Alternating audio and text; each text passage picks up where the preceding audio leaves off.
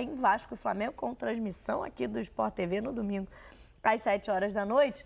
E já pensando também como os dois treinadores vão trabalhar, principalmente amanhã, a véspera do Clássico, nas duas equipes para essa partida, porque aí sim, não é um grande desafio ainda da temporada para ambos, não é um título como a Supercopa, mas é o primeiro grande jogo da temporada. O primeiro grande teste para esse início de temporada é quando você tem um clássico pela frente, uma equipe da mesma qualidade, ou às vezes uma qualidade até maior, mas enfim, que te impõe mais desafios. Para o Vasco, é o primeiro grande adversário em 2024 e as dúvidas do Ramon Dias, que teve já nesse período, né, a perda do Paulinho por uma lesão de longo tempo de duração, então era um jogador importante desse time titular. Ele vem alternando o time em algumas partidas, os principais titulares. No último jogo contra o Nova Iguaçu colocou um time reserva e aí entraram os titulares no segundo tempo, mas não conseguiram também recuperar. O time foi muito mal, perdeu por 2-0. Então a gente está imaginando, ainda não temos muitas pistas do time do Vasco para essa partida. Estamos aqui na apuração do que pode acontecer. Busquei aqui um contato com a nossa repórter, a nossa setorista Emanuele Ribeiro, que acompanha o dia a dia do Vasco. Ainda não tem muita informação, está na apuração, mas tem algumas possibilidades, o que ela arriscaria para o campinho do Vasco para essa partida. Vamos lá. Vamos mostrar o nosso campinho. Lembrando que ainda tem o treino de amanhã, pode ser que o Ramon Dias prepare alguma novidade, mas a princípio o chute, digamos, a gente arriscaria um campinho assim, mais parecido um pouco com os jogadores que enfrentaram o Bangu na penúltima rodada para o Vasco, mas com o esquema que o Ramon Dias já utilizou ou utiliza com esse Vasco em jogos contra grandes adversários, com 3 zagueiros. E aí o Léo Jardim, o Paulo Henrique pela direita, o Pitão pela esquerda, mas João Vitor, Rojas, que pode ser um lateral direito também, mas joga na zaga, e o Medel, o Jair e o Zé Gabriel, os volantes, o Paê pelo meio, e na frente o David ao lado do Verratti. Tem o Rossi, que tem entrado em algumas partidas, mas não imaginamos começando esse jogo. Para Praxedes também seria uma opção. Ainda não tem o Adson está regularizado, mas não há expectativa ainda dele jogar, porque treinou muito pouco com o elenco titular, então se imagina ele já no Clássico sendo utilizado. Mas é um quebra-cabeça para o Ramon Dias também. Tem muitas opções atrás, mais do que no sistema ofensivo do time. Como é que vocês veem uma linha de 5 e mais 2 volantes? É muita retranca para o Clássico? Eu acho que, sobretudo, assim, mais do que o desenho tático do Vasco, vai importar a postura. Porque todo mundo sabe como o Flamengo se posiciona. Não é um segredo. O Tite deixa isso muito claro. As equipes que são treinadas pelo Tite, elas têm um desenho, uma forma de se comportar em campo que é muito clara. Então, vai mais do que tentar envolver taticamente o Flamengo. É a postura de marcação. A única maneira do Vasco equilibrar esse jogo é com uma marcação muito bem encaixada e muito forte. E é difícil de fazer isso, porque o Flamengo tem jogadores que se movimentam bem demais. Um De La Cruz, que consegue se movimentar com muita inteligência, o Arrascaeta, o Gerson, só 3. Estou citando só 3 para início de conversa. E eles são jogadores que, se o Vasco entrar dessa maneira, vão poder explorar bastante esse esquema. Por exemplo, entre Medel e Lucas Piton ficaria um De La Cruz. E aí, o Lucas Piton é o lateral mais ofensivo do Vasco. Então, geralmente, nesses esquemas com 3 zagueiros, se não é um esquema muito bem treinado, os pontas, eles exploram justamente esse espaço entre o lateral e o zagueiro. Muitas vezes isso dá certo, principalmente quando se tem jogadores inteligentes. O Cebolinha ficaria entre Paulo Henrique e João Vitor, se fosse esse, né, o esquema do Vasco.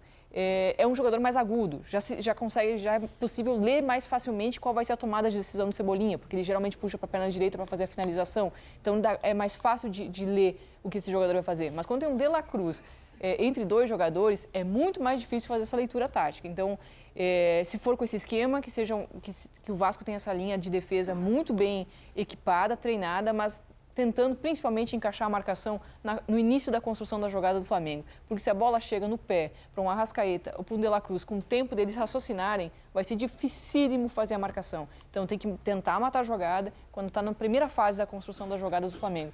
É bem difícil. Na teoria parece simples, mas imagino que vai ser uma tarefa árdua aí para o Ramon tentar equilibrar a partida. É o tal do jogo que o erro tem que ser mínimo, né? Para você equiparar com a qualidade do adversário, a qualidade do elenco do Flamengo hoje, tem que errar pouco. Porque se der muito espaço, vai ser difícil segurar. Então, porque aqui é o seguinte, se pega tanto o Robert Rojas e o João Vitor, podem ser laterais, né? Sim. O João Vitor é mais rápido. O João Vitor é um dos jogadores, eu acho que zagueiros, até dos mais rápidos que a gente deve ter no futebol brasileiro. Com essa linha de 5, lógico que só vai formar uma linha de 5 no momento que eles estiverem marcando... recomposição. Médio-baixo, assim. Os 3 zagueiros ajuda e facilita, eu acho, a pressionar em cima no Flamengo. Porque você realmente, com o David e o Verratti, como que eu vou fazer? A grande preocupação do contra é o seguinte, Passar da primeira força de marcação. Porque os 2 volantes, você pega o Payet, ele não é, apesar dele estar super bem fisicamente, você tem o Pulgar e tem o Gerson. O Gerson, ele joga o jogo. Será que o Zé Gabriel, se ele ficar muito no Gerson, quem que vai pegar e marcar um exemplo, a maneira o Arrascaeta? Você pega o Jair vindo mais para dentro, para quando o Arrascaeta, não estou falando de identificar individualmente, só que você tem a vinda por dentro do De La Cruz. Será que é o Piton que vai vir? O Medel, ele pode vir pegar por dentro o Piton fechar? Então, isso que a Jéssica falou de comportamentos, ele é importante. Você pode encaixar sendo com 3 zagueiros ou com 2. Tem que estar muito bem treinado, né? Pode ser que o João Vitor, ele fique mais lateral, porque aqui tem que cuidar mesmo questão do Cebolinha. Então, aqui ele deve querer... Fechar o corredor. Ele deve querer fortalecer bem, porque realmente para dobrar e triplicar aqui com ele. Só que se o Vasco, ele está muito baixo, vamos supor que ele tem 5 jogadores aqui atrás, só que o Flamengo, ele joga no meio de campo já com 4. E o Vasco só vai ter 3, de repente, o David. Só que se o David fica aqui, eles acabam abrindo um pouco de espaço, que é para o lateral direito do Flamengo, seja quem for jogar, o Varela ou o Wesley. Então, essa composição que tem que saber como que ele vai fazer, independente, eu falo de novo, dele ter 3 zagueiros ou não, porque senão ele abre, ele marca bem a última linha, e ali sobra espaço para o Flamengo fazer o que ele faz bem, que é a posse de bola. Por outro lado, ofensivamente, é um momento muito bom do Payet na temporada, né? Sim. Tem feito jogos e gols impressionantes e começando essa dupla com o Verratti, que voltou na última partida. Então, também dá uma expectativa de buscarem espaços interessantes também nesse início de temporada, né? Dá, aí que tá o detalhe, só que senão você realmente vai acabar tendo que reprogramar algo nisso daí. Pode ser que o Ramon, como você falou, está pensando em fazer uma marcação, está pensando em usar esse esquema para fazer uma marcação mais alta. Não sei se é isso, mas pode ser. Às vezes ele faz essa linha de 3 laterais para conseguir ajustar essa marcação alta. Aí o Vasco tem que ter isso muito bem treinado para tentar roubar a bola no primeiro momento de criação do Flamengo. Por isso que estava falando sobre isso. Não dá para deixar o Flamengo quebrar essa primeira linha de marcação. Porque aí a bola já vai estar no pé de um De La Cruz ou no Arrascaeta. Aí é muito difícil. E além disso, a gente está falando de um De La Cruz que é um ponta direita, mas que vai por dentro para fazer a construção. Então é mais um jogador que se soma ali no meio do campo. E às vezes se você mantém aquela linha de 5 estática, que não está bem treinado, qual vai ser o zagueiro que vai sair da linha para acompanhar, qual vai ser o jogador que vai acompanhar esse cara da criação, aí se abrem os espaços, porque o De La Cruz não vai ficar preso lá no ponta direita, que facilitaria muito para a marcação pelo lado esquerdo. Ele vai transitar entre as linhas e aí é que complica tudo e bagunça essa defesa. Vamos mostrar o campinho do Flamengo então também, como é que justamente está armado esse Vasco e se encaixa nesse Flamengo que a gente imagina para essa partida. E aí com a volta dos 4 jogadores que foram poupados no último jogo do Rubro Negro, Varela e Fabrício Bruno, por exemplo, ao lado ali do Léo Pereira e do Ayrton Lucas na primeira linha, o Pulgar e o Gerson, De La Cruz e Arrascaeta, e a volta de Pedro e Cebolinha também poupados na última partida com mais energia agora para o Clássico, o primeiro jogo importante do Flamengo na temporada. E é a equipe que a gente imagina titular para esse início de temporada do Flamengo, para os jogos importantes. E o primeiro grande teste para esse time do Tite, que busca tanto equilíbrio, tem do meio, no time como um todo, né? Peças de muita qualidade, mas tentar encontrar esse equilíbrio com pouco espaço também no sistema defensivo. Porque ó, ele pode até girar, fazer Jair, trazer o Payet mais para o lado aqui esquerdo um pouco, né? Para ajudar, e o Zé lá.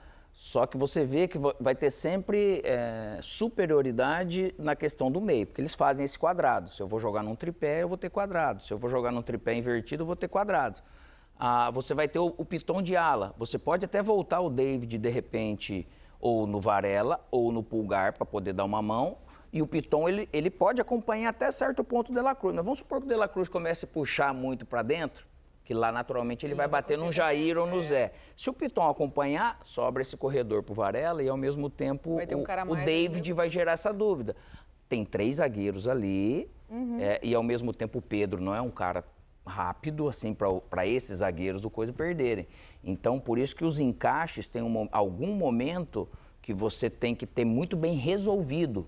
Falo de novo, não é para a questão ser individual, acompanhar até a morte, que a gente vê treinadores que conseguem fazer isso. Até o Abel no Palmeiras já fez isso. Sim. Em alguns momentos. Mas de você realmente não cair na casca de banana, tá bom, ele vai te acompanhar aqui. Então, se ele te acompanhar, você tira ele do jogo para abrir esse espaço para outro. Isso tudo tem entendimento de bons treinadores como o Ramon e o Tite, e com esses jogadores estando em campo. Então, é interessante. Eu vendo assim, parece que a formação de 3 zagueiros do Vasco parece ser um pouco melhor para o Flamengo, por causa da questão desses encaixes. Agora, a cabeça do Ramon, como que ele está pensando para encaixar isso, que deve pensar em algo, se ele for pôr os 3 zagueiros... A gente vai ver com a bola rolando. Vai ver com a bola rolando. Esses 2 bons treinadores vão também ler essa partida, esse primeiro grande clássico aqui do Campeonato Estadual. Agora, a gente tem uma notícia lá no GE. Globo, achei, no mínimo, inusitada, curiosa, mas uma novidade.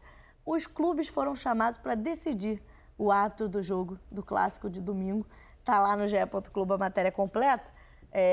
Representantes de Flamengo e Vasco estiveram na federação para definir entre os nomes sugeridos a arbitragem, né, para o clássico de domingo. E a decisão foi pelo Wagner do Nascimento Magalhães.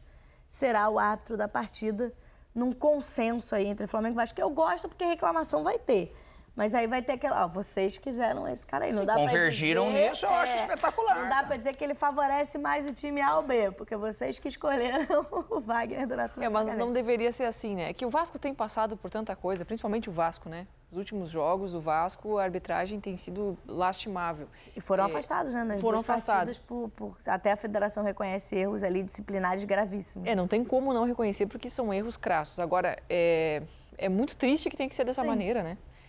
Vamos sentar aqui e decidir para ninguém reclamar? Poxa, não, acho que deveria ser muito fácil, deveria ser uma tarefa fácil escolher uma arbitragem. A gente tem um quadro excelente, qualquer um que a gente escolher vai agradar, mas se eles convergiram, é brasileiro, né? Mas é que eu falo, se eles também concordaram, tem menos problema. O problema é se eles só divergissem. Não, eu quero, não, eu não quero, não quero isso aqui. Nunca bateu, então vamos sortear um nome. Mas não fazer isso para todo mundo?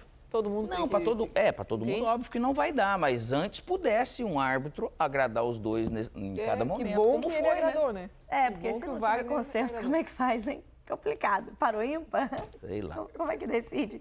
Joga moedinha? Enfim, tá definido, então, o Wagner do Nascimento Magalhães será o árbitro de Vasco e Flamengo no próximo domingo, com transmissão aqui do Sport TV. Nosso primeiro intervalo aqui no Troca de Passes. E voltamos ainda falando muito mais. Tem clássico mineiro também